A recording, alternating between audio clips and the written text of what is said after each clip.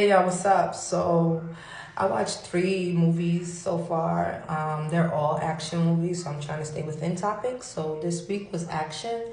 I watched To Catch a Killer. It's an action movie. I was immediately interested. As soon as the movie started, everything just started just like that. And couldn't take my eyes off of it. It's worth watching. I don't see anything wrong with the guy's head. They said that something was wrong with his head just for me to get, ain't nothing wrong with his head. I was expecting to see like a dwarf or like something like mutant, like kind of mutated or something, like something wrong. But yeah, that part was disappointing. But other than that, like it was a good movie, but it brings up a lot of mental health awareness. It seems like it's based off of like mental health and like how people think and getting somebody's psyche. And it was really interesting.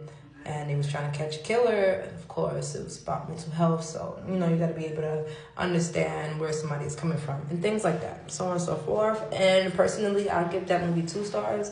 2 stars because, I mean, it really was interesting, but it just wasn't, you know, it just wasn't.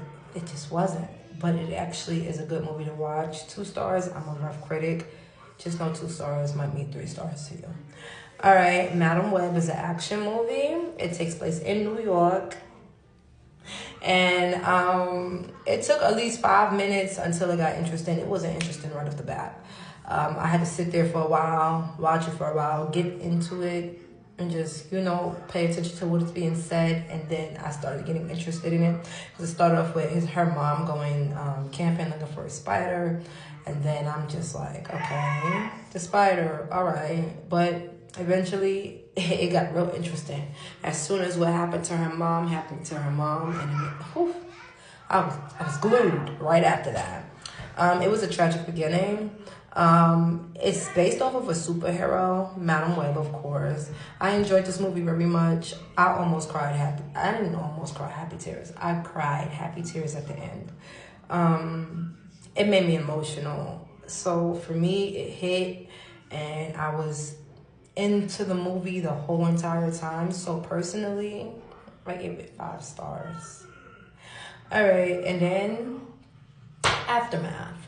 Aftermath takes place in Boston. It took at least 20 to 30 minutes for me to get interested into it.